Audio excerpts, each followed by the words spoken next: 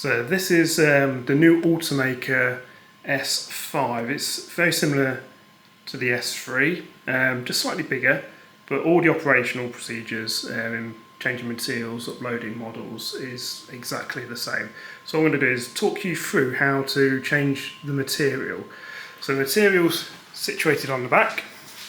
So we have two reels with this printer, and we'll just go through that process. So in this video we're going to go through the different options which are visible on the screen, how to view your files, and then obviously how to change the material if you've run out of material or you want to upload or load onto a different material onto the back of the Ultimaker. So first, what you can see on the screen where it says ready to print are three different icons on the left hand side. The first one, the circle which is highlighted now, becomes active when we put our USB stick in. So put the USB stick in and it will say select from USB.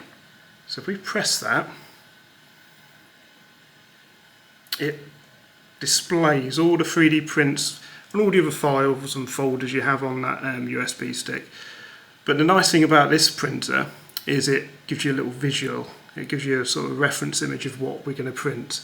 So as you can see, there's a few lasts on here. So if I press that last, it opens it up and we basically press start print, making sure that we've got enough material on the back, and the bed is nice and level, which fortunately for these printers is it's got an auto adjust calibration option on the bed, so we don't need to do that. But it also gives you a bit more information as well. So it tells you what the file is. Obviously you get your little preview image. It tells you how long the print's going to take, what material was selected when we sliced the modelling curer, and how much it's going to use. So you've got a 27.56 metres on there. It says conflicts. I've had a couple of times where I've printed and it says conflicts. That's usually if there's a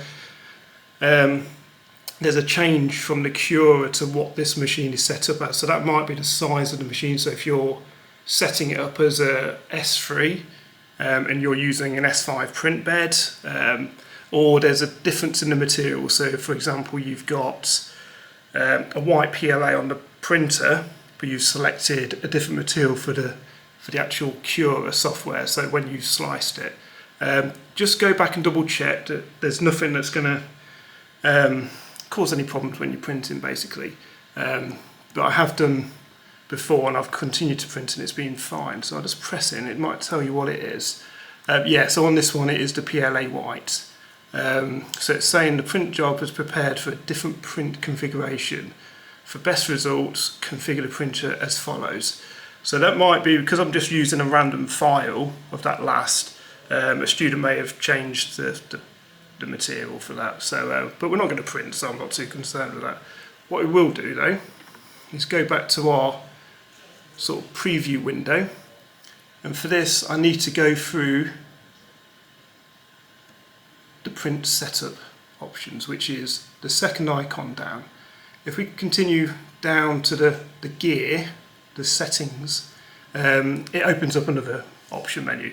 We don't need to go into this because it's more like how you connect it to the network, any maintenance options. If this becomes necessity to look into, then come and speak to your technical instructor and they'll help you out with this. But all we're going to do is go to the machine setup, and it gives you a couple of options here. So we've got PLA, breakaway white. Now I know they're the two materials that we have actually got on this printer at the time, but I've run out of PLA and I want to replace it. So what do I do? So we press the PLA button and it gives us three other options. It already knows it's got PLA on it, but we want to offload that. So we can either go to unload, which will take the material off, but we want to replace it, so we're going to press change. So if I press change, the machine makes a few noises.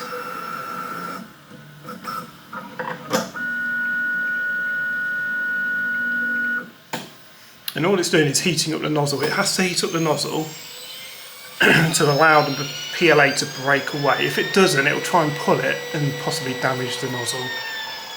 So as we can hear, it's reeling it back onto the spool, which is at the back of the machine.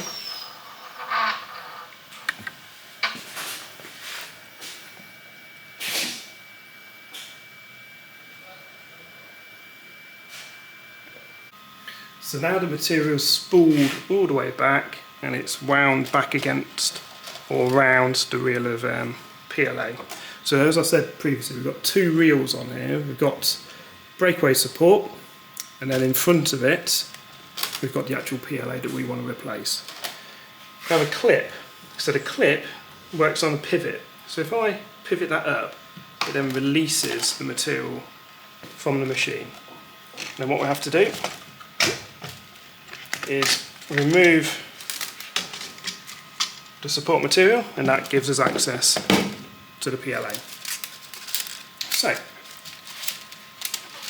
if you're thinking or planning to store this material, it's got two useful little holes here. So you probably wonder what they're for. That's basically just to poke this through your reel of plastic, and it stops it from unspooling, which can be really annoying.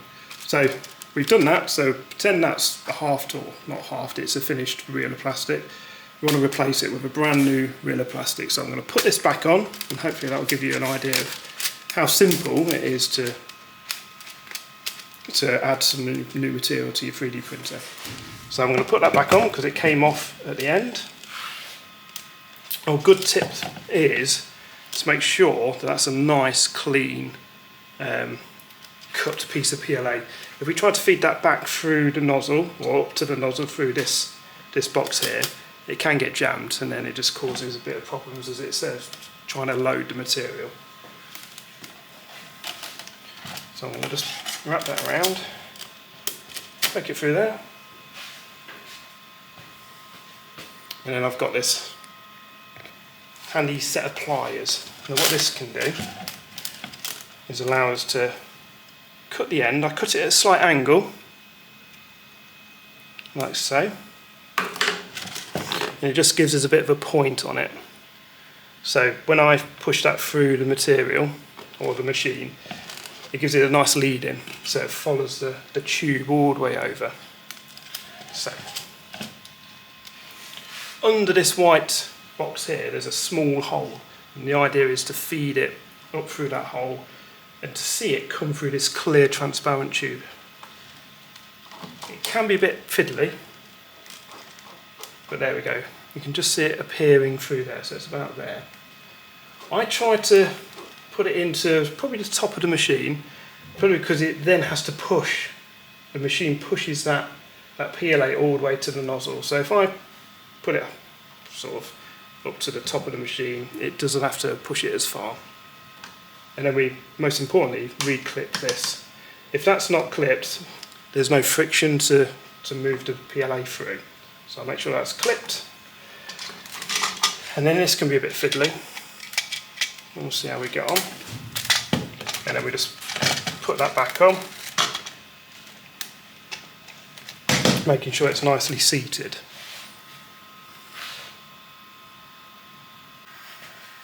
So once we've fed the PLA, the new reel of PLA, inserted it into the tube, we've got a few more options. So it basically tells you what to do. So I'll read it out to you. So we've removed the existing spool, so we can confirm that. Place new spool on, so we've done that. And then we've got to select what material we've just put it on. So it's PLA. We only use PLA at De Montfort University. You can use different materials, but please come down to the workshop, the digital fabrication workshop, to use those materials, purely because some of the materials need extraction, for example ABS, so it wouldn't be advisable to print in ABS in the studio spaces. So we come down to PLA by scrolling down, and then we press that, confirm, and then it's asking us to insert. So all of these options or processes, we've already done this, and as you can see on the top, it gives you a little readout of how far along the process you are. So we've inserted that, and then it's loading the material.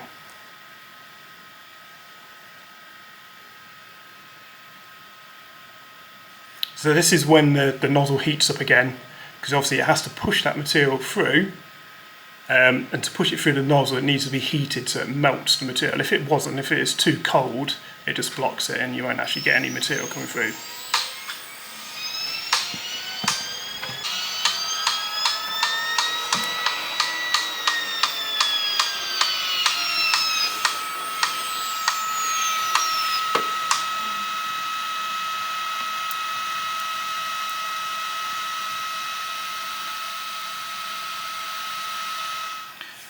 So once we get a nice sort of extruded length of material, that's PLA in this case, we know it's all ready to crack on with printing basically. So on the screen it tells you that, well, it asks you that, confirm when the new material extrudes consistently through the print core, which it has. So we press confirm and it's finishing off. So what that means is the head will return back to its homing position.